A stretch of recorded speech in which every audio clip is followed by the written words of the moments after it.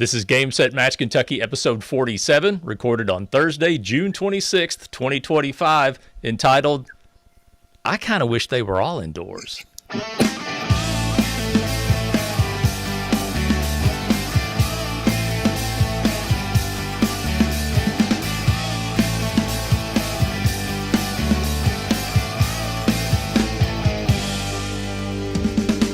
Hey everybody, it's time for another episode of Game Set Match Kentucky, where we talk about all things related to tennis in Kentucky, especially the Central Kentucky Tennis Series.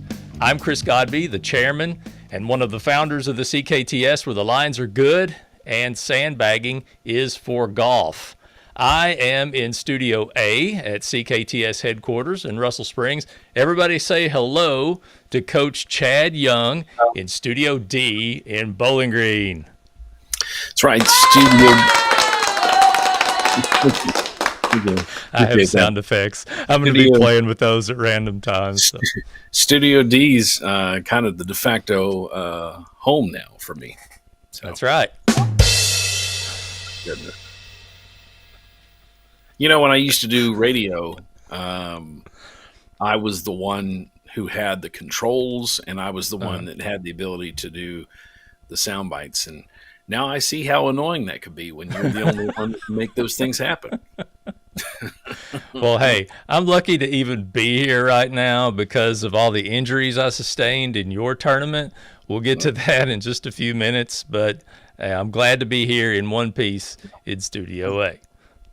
So let's look at what people were talking in the bleachers. From what I understand, they're like, I wonder how much of this match is going to be discussed on the podcast. So our fans are aware. I think it's going to be, I'm not convinced that it was unintentional.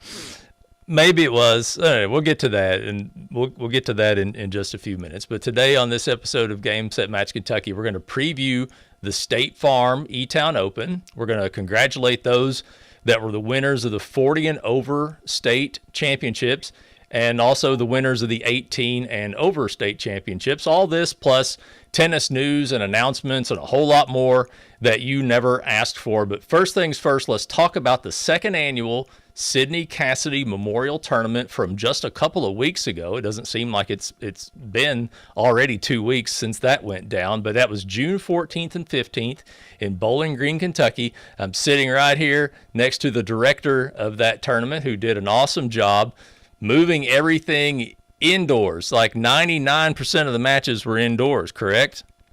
Actually, 100% of the matches were played. No, I thought you had to play one outside.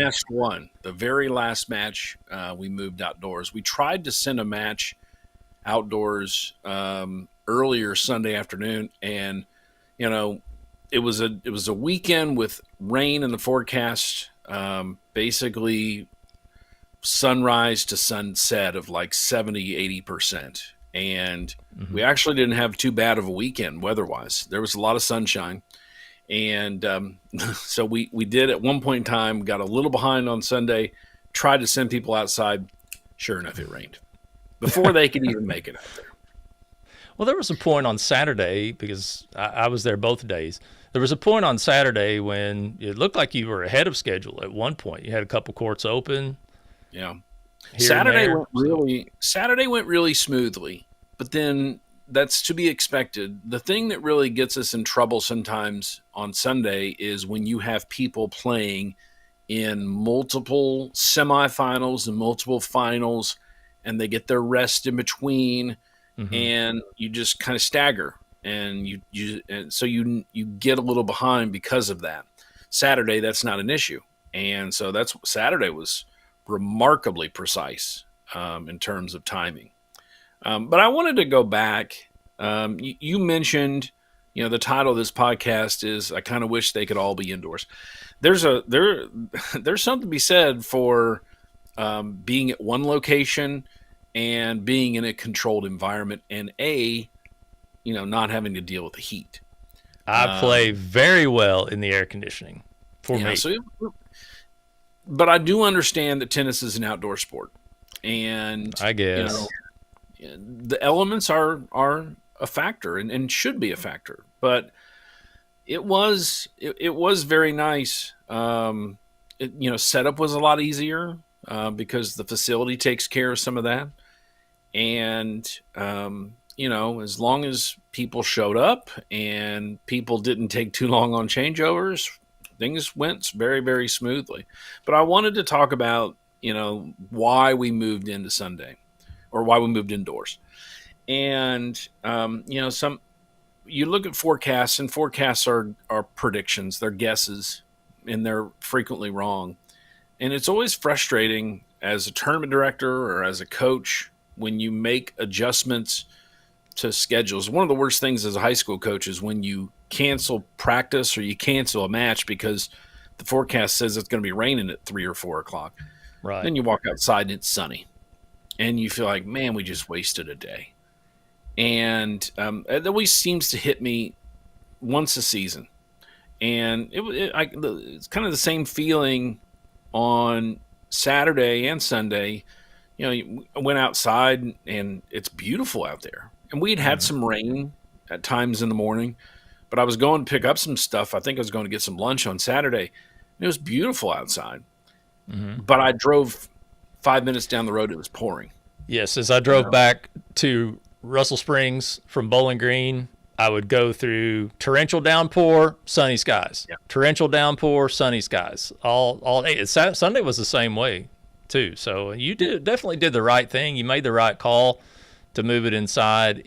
Even playing the Fast Four, I don't think was a bad idea. Nobody complained to me. No.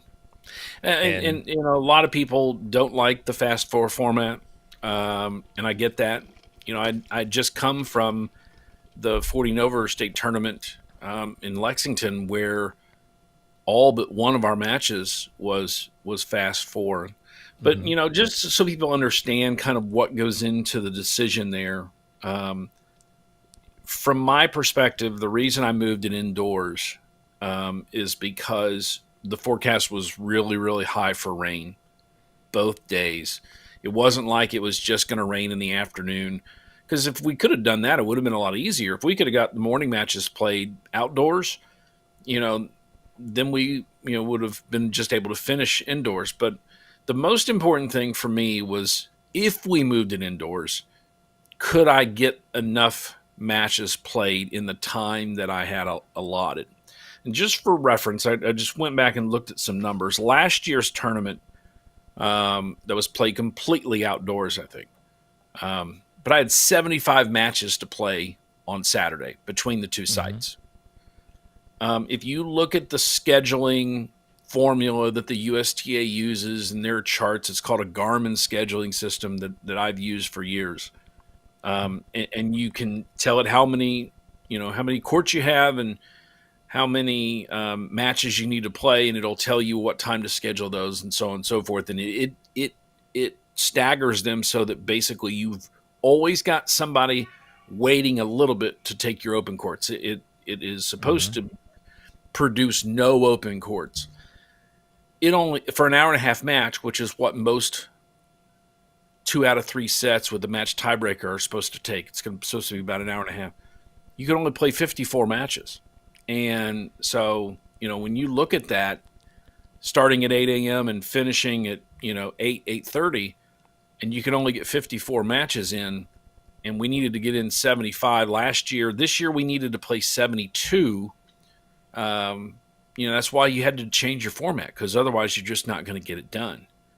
The other thing I did was I moved, what I think most tournament directors try to do is, if it's a women's open final, because that's always usually a small draw, and they're only going to play one match, or somebody's going to just play a semifinal and a final, you try to get it done on Saturday. That way it doesn't take up their whole weekend. But that was one of the first decisions I had to make, was we were going to do only round of 16 and quarterfinal matches on Saturday, and any semifinal and was going to have to be moved to Sunday. That was first priority. And so that got me down to, I think I was actually maybe like 65 matches with that. And so that gave me a little bit of wiggle room. So I was able to play a couple semifinals and maybe the second round of a round robin.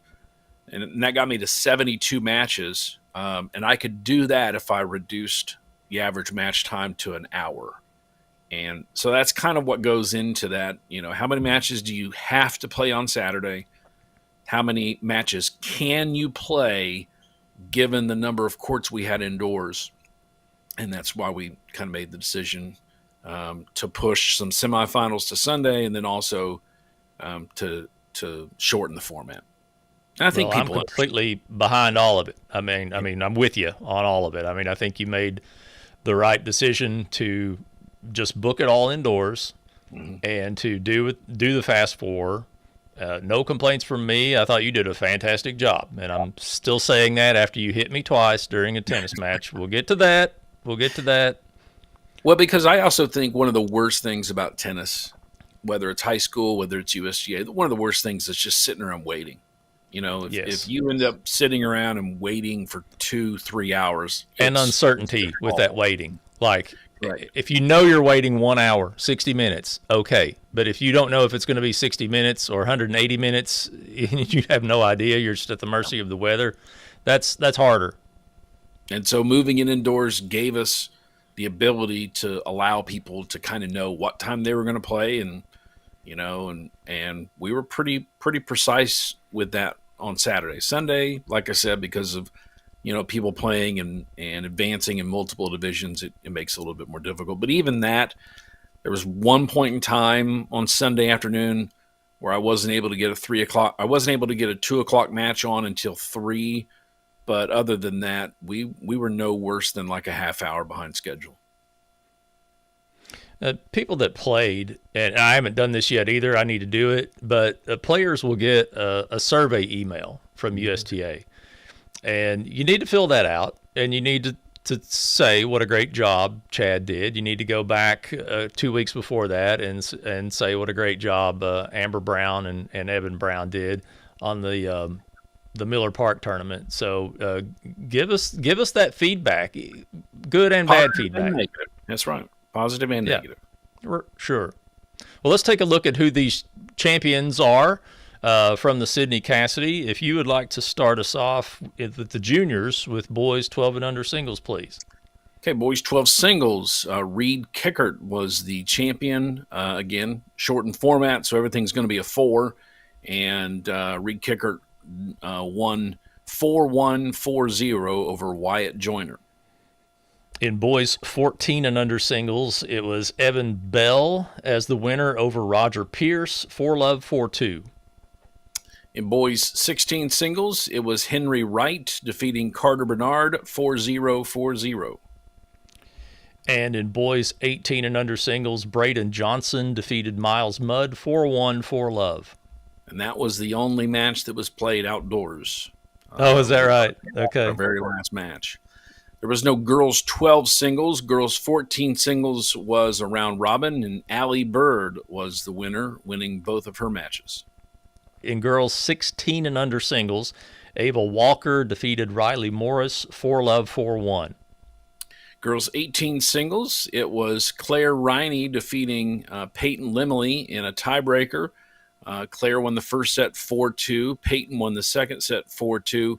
And then Claire, and this was a little bit of a funky thing. Normally we play a 10-point tiebreaker, but the USDA sanctioning format for a shortened format is a 7-point tiebreaker. So Claire won the tiebreaker, the match tiebreak 7-5. In boys 18 and under doubles, Carter Bernard and Miles Mudd defeated Jack McCubbins and Naru Sugi 5-4, 7-5 in that tiebreaker, and then another 5-4 set with an 8-6 tiebreaker for that set. It was a really, really competitive match. Looks like it. In girls 18 doubles, Allie Bird and Arden Dethridge defeated Peyton Limley and Paisley Harris 4-0 in the first set, and then they lost the second set 4-1, and then won the match tiebreak 7-2. A very back and forth there. Let's move to the adults. Men's open singles. George Hopkins defeated Dylan Dethridge 4-2, 4-2. Men's C singles. It was Giovanni Cataloni defeating Steve Parsons 4-2, 4-2. In men's B singles, Joshua Morris defeated Evan Brown 4-1 and 2-love, then an injury retirement. In men's 40 singles, it was Jackson Grover defeating Gaku Mitsumatsu 4-2 and 4-2. In women's open singles, we had a round robin. In first place, winning both of her matches, was Erin Riney. Second place, Kimberlyn Doherty. Women's B singles was a good match. April Harris defeated Madison Limley 4-1, and then Madison won the second set in a tiebreaker 7-2, and then April won the match tiebreak 7-2. In men's open doubles, Dylan Deathridge and Tom Pennington defeated Owen Brown and Harish Shabazz 4-1, 5-4, and 7-5 in that tiebreaker. Men's C doubles, Scott Harris and Matthew Kondo defeated Benjamin and James England, losing the first set in a tiebreak 7-5, winning the second set 4-0, and then winning the match tiebreaker 7-4. All right. Then in men's B doubles, Van Patterson and Dan Duncan were at 1-1 in the first set, and then Timothy Davis and Denny Murray retired due to injury at that 1-1 tie. Yeah, Denny injured himself, and that match was played outdoors, and they didn't stay out there very long before the injury occurred, and then it rained. Oh, goodness. In men's 40 and over doubles, it was an Hang epic on, match. I got to get a drink of water here before we maybe some aspirin. Go ahead. Men's 40 and over doubles was a round robin, and Jackson Grover and some lunatic named Chad Young were the winners, going 2-0, and Tim Perkins and some moving target named Christopher Godby was the second place team, the runner-up. All right, you got the lunatic part right, and I guess you got the moving target part right. Key emphasis on the word target. So a little bit of backstory. Chad and I, for as long as we've known each other, I don't think we've ever played in a tennis match against each other. So we're both in men's 40 doubles, and it's a round robin. Everybody's going to play everybody. So on Sunday afternoon, we play each other for the title because we both had defeated the other two gentlemen in the round robin. Mm-hmm. So this was a match for first place, and it was a very good match, I'll just say. And you played really well. You hit some like wicked slice volleys, backhand volleys. There was one shot you hit. I can't even describe it here for people, but like you were leaning to your left and hit it to the left, and it went like straight to the side near the sideline. And it was like, I was thinking, man, that's a beautiful shot. And it sucks that we lost that point, but good play. And you hit me twice. Yep, I did. One a backhand volley and one a forehand volley. Yeah, once you hit me in the back because I think I turned to try to avoid it and got hit in the back. And then the second time, there was no time to get away from your intentional shot towards me. It hits me right here, and no bruises or anything. I was going to come on the show today like wearing a sling and have bandages wrapped around my head, but I mean, this hair, I couldn't mess up this hair. Come on. Yeah. So anyway, it was a good match. I mean, we got off to a slow start. You guys beat us in the first set, 4-2, I think, and then we just had some really good games. I thought you played well. I haven't played you in a while, and I haven't played you since your injury, and so I didn't really know. I don't believe we've ever been on the court together, Chad. Yeah. Have we? I don't think so. I don't think so. The funny thing is we were scheduled to play. I thought we'd play each other a couple of years ago in Glasgow. And I was supposed to play the fabulous Humphreys brothers. And you were in the other semifinal. And I thought we would win. But Don played singles and wasn't feeling well. And so Steve was allowed to make a last-minute substitution, and he ended up recruiting a guy you might be familiar with named W.D. McCubbin to play with him, who is a fantastic player, and no offense to Don, is a little bit of an upgrade. Right. And so we lost our match, and then I think you ended up playing them. So I think I was I don't play a lot of mixed. You used to play a lot of mixed. So I guess that's why we've never run into one another. But I did not want to lose. And so you definitely saw the competitive side of Chad. You were definitely competitive. You were in a whole other mode out there, and like, I mean, that if you do that, if that's what you do it. I mean, you should do that. For me, I want to win, but it's also, I'm like, at my age, I'm thankful to be out there. I'm thankful to be playing. And after surgery 2 years ago on my foot, I'm thankful to be back running at full speed. I'm just glad to be there. So, I mean, I hated that we lost, but we lost to you and Jackson. You both played really well, and maybe we'll play. I hope we play again, because that was a fun match. I like good competition like that. But enough about men's 40, huh? I did feel bad because I don't want to say I don't try to hit players, because that's how I was taught to play doubles, and so. But I don't like to hit anybody above the waist. So. You were taught to hit people? Yes, absolutely. That's really the best place to volley. Yeah, you volley you volley right at the net person. If you try to avoid them, you'll end up hitting the racket, and they might get it back over. I was always taught you volley to their right hip, because that's the hardest ball to volley. I have heard that too, actually. Yeah. So yeah, I mean, it's always weird as a coach too, because I have to teach kids that, I mean, you're not doing anything wrong if somebody gets hit. You don't want to hit anybody, in the face. But they've got a racket there to protect themselves, and it's if you watch at the professional level and the college level, you're getting hit from time to time. And if you want to blame somebody, you blame your partner. Well, as my late friend Cliff Randall used to say, if they're between the lines, blank them.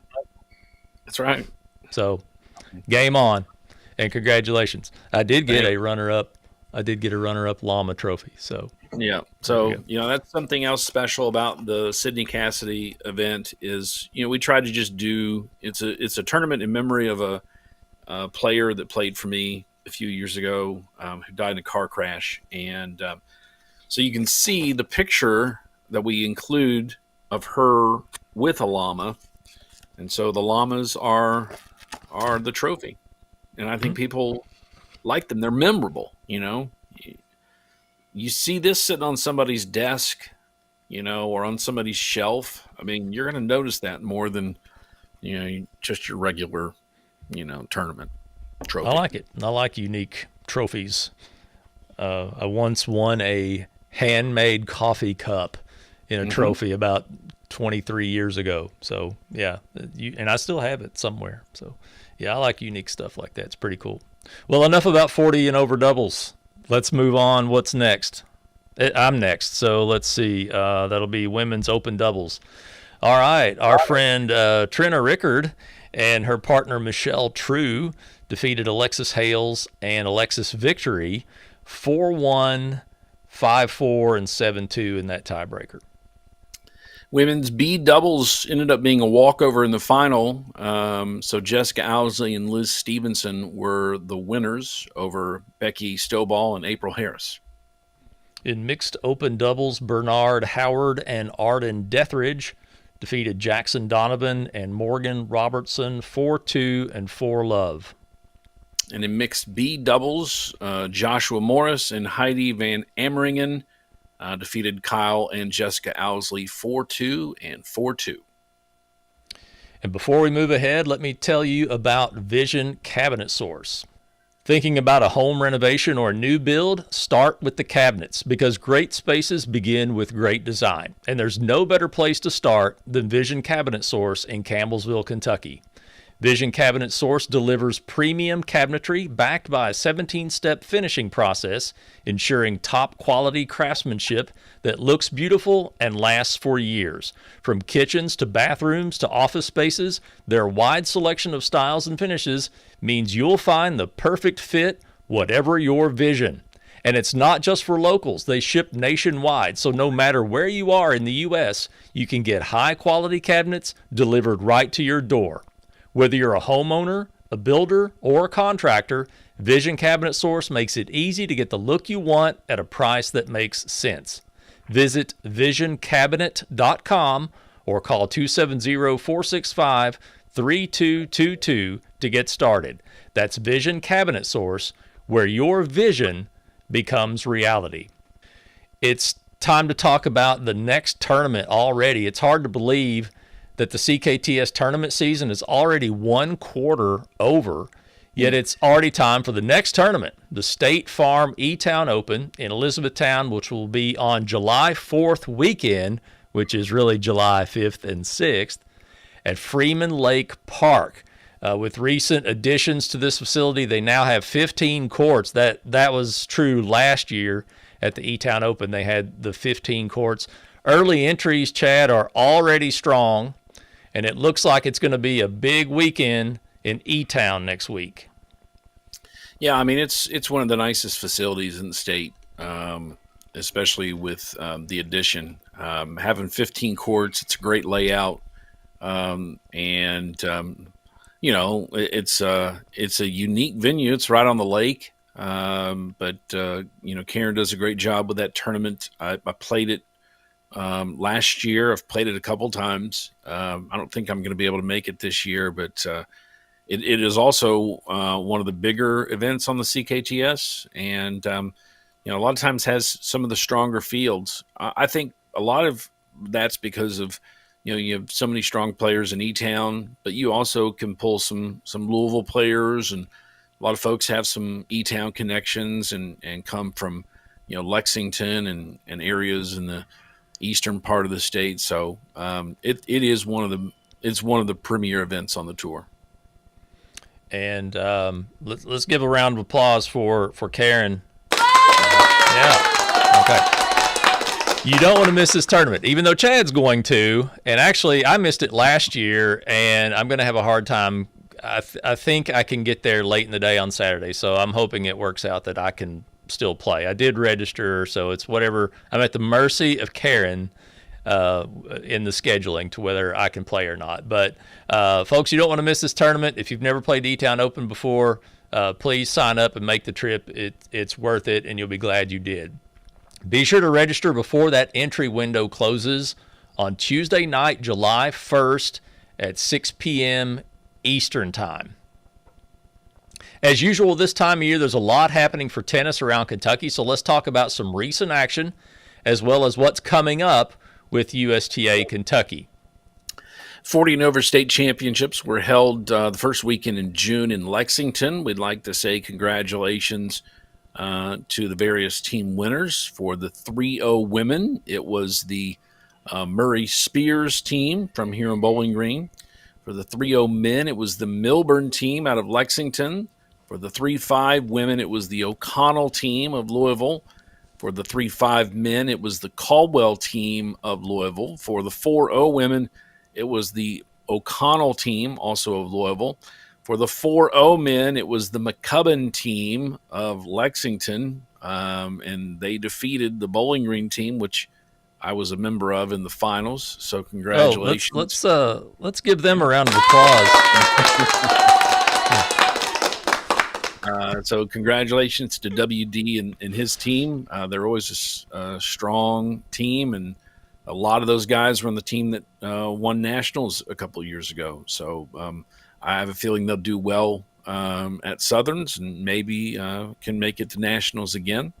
4-5 women, it was the Cunningham team of Lexington. The 4-5 men, it was the Isaacs team of Louisville. And all those sectional winners will advance, if they choose to the sectionals, which are in Rome, Georgia next month. I think the odd number, or I'm not sure how they have that, but it's split over a couple weekends in July. Okay, so you said if they choose to, do some teams opt out of these trips? Yeah, some teams just can't make it. They don't have enough players that can go, and sometimes they'll allow an alternate team to go in their place. Okay. But sometimes, so sometimes you're the runner-up, and you can still make it to sectional if the team that wins it can't go. You can take their place, and sometimes neither can. So it's a great experience, but not everybody plans on it. I mean, I guarantee you the McCubbin team knew when sectionals were, but some teams, they've never won state, so people don't plan that far ahead, and the dates don't work out for them. But it's a great experience to play at sectionals. We won state last year and went to sectionals in Auburn, so it's a unique experience to play against the state champions from the other teams in the Southern section, and the Southern section is one of the more competitive ones. It's a tough section. If you win it, you can really be successful at the national event too. Well, good luck to those that are participating in sectionals. Let's also congratulate the winners of the 18 and over state championships from this past weekend in Louisville. For the 2.5 women, it was the Milligan team from Louisville. For the 3.0 women, it was the Roberts team from Louisville. For the 3.0 men, it was the Becht team from Louisville. For the 3.5 women, it was the Schmidt team from Louisville. For the 3.5 men, it was the Hainline team from Purchase. For the 4.0 women, it was the Weber team of Louisville. For the 4.0 men, it was the McCubbin team from Lexington. And from the 4.5 women, it was the Jackson team from Louisville. And for the 4.5 men, it was the Isaacs Reeder team of Louisville. Good luck at sectionals next month in Sumter, South Carolina, and Mobile, Alabama. Two very historic places from the Civil War era. Yeah, that's true. I've never I've been to Mobile. I've never played in Sumter, South Carolina, and I don't know that I remember seeing too many sectionals played there, but I'll have to look into that facility. Hey, did want to point out the 18 and over folks got beautiful weather for their weekend, which was last weekend. Yes. The 40 and overs, we had decent weather Friday morning, but then we had rain all Friday afternoon, pretty much all day Saturday, and then Sunday morning. So we played a lot of indoor tennis and a lot of short sets. So the 18 and overs, they got the good weekend because I think they had sunny skies all weekend and got to play the normal format. So you chose to opt out of the 18 and over, huh? Yeah, I mean, I can't do it. I mean, I'd like to. I captained a team to help our 18s qualify, but I mean, it's brutal with the high school season, and then having the 40 and over, and then having the Sydney Cassady the next weekend. I need a couple weeks off. That's a lot on you. It sure is. Yeah. A lot. So another trip to Louisville was probably more than I wanted to get into. Are there some entire teams, and obviously there was a team name or two that got mentioned in the 18 and over and the 40 and over. Are some of these teams playing both? I mean, if their ages qualify them for both, they just keep the team intact and kind of do both? I'm sure. I don't know if it's 100%. Certainly the 40 and over guys can play the 18s. I know, yes. For instance, WD's team, he a lot of the same guys were on the 18 and over that were on the 40 and over, but he had a couple other guys in there that weren't 40 that played on his 18 team. So I would say, probably the 4 or 5 men, the Isaacs team, probably the same thing where they had, a lot of the same people playing both those. And that's a big commitment to play, 2 weekends in June, especially if you have any other, family vacations, or like I said, if you're in the high school season, and first weekend of the month is could be a travel weekend too. Good luck to the teams in sectionals. I hope they make the trip. I hope they do well and represent Kentucky well. Game Set Match Kentucky is proud to partner with a very worthy cause, the Tunnel to Towers Foundation. For only $11 a month, you can help provide homes for veterans and first responders in need. No service member who has put on a uniform and served our nation should be without a home and the services they need. I'm Dave Portnoy, and I'm asking for your help. The Tunnel to Towers Foundation promises to eradicate veteran homelessness across the country so that no service member who has served our nation will be without a home and the services they need. That's why I'm asking you to contribute $11 a month to support these efforts by going to t2t.org or calling 1-844-BRAVEST.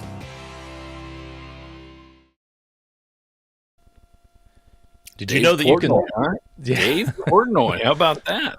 Yeah. Supporting the cause. Yeah. Hey, there we go. Yeah. That we could say we were on the same podcast as him. Right? There we go.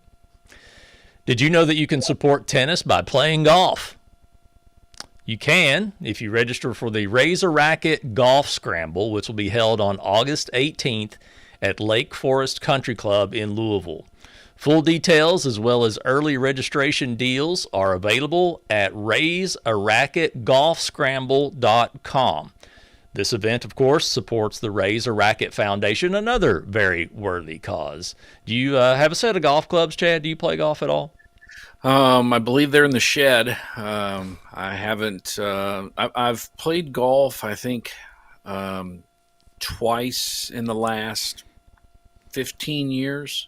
I've got a group of friends that guys that used to live here, when they come together, we'll try to play, but I don't play a lot of golf anymore.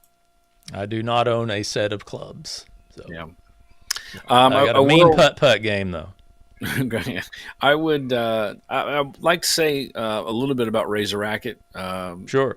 I'm on the USDA board, and we get reports about Razor Racket, and I'm impressed with the work they do. If there's anything that I think that the Razor Racket struggles with, is awareness of what they do. That they are very instrumental in helping tennis players and tennis organizations around the state financially. They put on the award ceremony in January that we have emceed. That's a Razor Racket. They also put on the middle school state tournament. But they're there to help people who need it for whatever tennis expenses they might incur. So they're a nonprofit that can really help with travel costs for junior players, or with things like, even like team fees or racket needs, equipment needs for junior players. And so, check out the Razor Racket page. There's a way that you can apply, or you can suggest people who might have some needs. And I'm impressed with what Amy and her staff do for the state with the Razor Racket, and this golf scramble will help them do that. They've had a goal, I believe, of trying to raise $100,000 a year, and that's a huge increase from where we were 5 years ago. And so hopefully folks will participate and get involved in that. All right. You can play golf and support tennis at the same time. What else is going on, Chad? Yeah. Also, don't miss the 30th anniversary of the Lexington Open this summer. Kentucky's only professional tour-level tennis tournament is July 28th through August 3rd at the Hillary J. Boone Tennis Complex in Lexington on UK's campus. Get your $25 advance ticket today, which includes a full-day event pass and a meal, including a sandwich, side, and a drink from DV8 Kitchen. DV8. Mm-hmm. Visit lexingtonopen.org for more information. I've never been. Our USDA board meeting for the for this quarter is going to be at the Lexington Open. So I'm excited. I'm going to go. I think we're meeting on the 30th, if I'm not mistaken, either the 29th or 30th. So I'll be there. And I haven't been in about 3 years, so I may make the trip up for that. I'm excited. If you don't know, it's a challenger level, I think, tournament. So you can see some players that you'll see in maybe a year or two on the ATP tour. There's a lot of people who are, top 20, top 50 players, playing in ATP 500s and even in Grand Slams, who just a couple of years ago were playing in Lexington. And you also see players who were, ranked pretty high at one time, and they've fallen in the rankings for whatever reason, and they're kind of working their way back in, right? Yep, that's right. Well, for more details on everything happening with USTA Kentucky, visit them at USTAKY.com. You can also go to KentuckyTennis.com. It forwards to the same website. They're also on Facebook, very active on Facebook, at USTA Kentucky. And if you would like for us to promote your local level tennis events right here on an upcoming episode of this show, you can email us the information to info@gamesetmatchky.com. So upcoming events, we've got the State Farm Etown Open, July 5th and 6th. Entries opened this past Monday on June 23rd, and they close this coming Tuesday on July 1st at 6 p.m. Eastern Time. You can visit cktstour.com to register for that tournament and to see our complete tournament schedule for the season. You can follow the CKTS on Facebook, Instagram, and X with the handle @CKTS Tour. CKTS tournaments are USTA sanctioned for juniors and adults at level 6, and our results are picked up by UTR. Chad, do you have any Soki tennis news for us, or do you have something to add before we get into that? Well, before that, I did get a nice a note from a listener. Victor Alara sent a message, and he was listening to the last podcast we did, and he said that the USTA and UTR had an agreement to where their tournament results would be shared. So he wanted to let us know and said he enjoyed listening to the podcast. So I wanted to give him a little bit of a shout out. As far as Soki, very good. Hi, Victor Alara. Yeah, we have an event coming up. It's this weekend on Saturday, June 28th. Last year, the championships at Covington Woods won the USDA's Special Event of the Year in its inaugural year, and so we're bringing it back. We have a grass court that is being finished here in the next day or two, and being painted, and so we'll have a grass court available at Covington Woods Park for the next 2 weeks, starting Saturday with this event. So we have a free event for kids, adults. There's a kids clinic from 10 to 11. There's an adult clinic from 11 to 12. And then we'll have a very relaxed social blind draw tournament, doubles, that'll start at noon. It's a free event. We do ask that you register. We'll have some Wimbledon themed food there. We just ask that you register at SokiTennis.net so we know how many people to expect. But this is a neat event because there aren't too many grass courts around, and just allows people to get a little bit of a taste of what they're going to see on television for the next 2 weeks. So is it just a one-day event? Just a one-day event. Now, the court itself is open. It's a public park at Covington Woods, so it's kind of first come, first served. Okay. And so you can show up and play. You could show up and play. Okay. But this event is a free event on Saturday, and it kind of kicks off that 2-week window where that court's going to be available for play. I really want to come and see it. I mean, I've seen plenty of pictures, but I really want to come and see it. Well, you can learn more about Soki Tennis at SokiTennis.net or visit their Facebook page at Facebook.com/Soki Tennis. This would also be the point in the program where sometimes we have a challenge the call question. So since we haven't done that in a while, let me just bring everybody up to speed on that. If you have a question about, it can be about the CKTS or it can be about tennis in general, just sort of a why does this happen kind of question. Why are these sorts of decisions made? A question like that about our tournaments, or it could be about leagues. It could be about a rule in match play, anything like that. You can send us a question and we'll talk about it here on the program. You can email challenge@gamesetmatchky.com, and we always look forward to those. Those are fun. So if you would like to send us a question, please send it anytime. And with that, I think we're ready to serve out this episode. I'd like to thank everybody for watching and listening. You can subscribe with any major podcast apps on your mobile device, such as Apple Podcasts, Spotify, iHeart, Amazon Podcasts, and Audible Podcasts. We're now also on Pandora, if anybody uses that, and YouTube Music. Because Google Podcast is gone and replaced by YouTube Music. So I got us on that platform too. Let me say this also. Our website, GameSetMatchKY.com, is still up.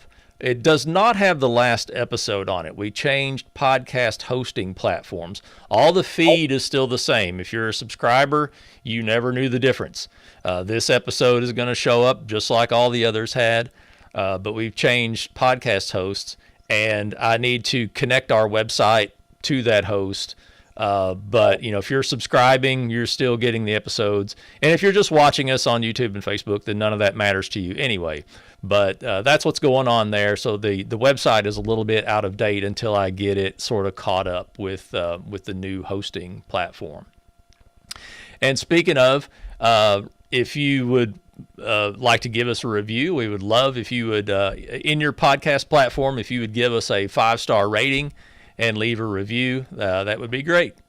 You can follow this show on Facebook, Instagram, YouTube, and X, formerly known as Twitter, at GameSetMatchKY. Chad is on X at Chad Young Tennis, and I am on X at Chris Godby. I'd like to thank, again, our sponsor, Vision Cabinet Source. And I think we've got a sound coming in here that lets us know that Hawkeye says we are out. Until next time, I'm Chris Godby with Chad Young, who hits people in tennis matches with no mercy.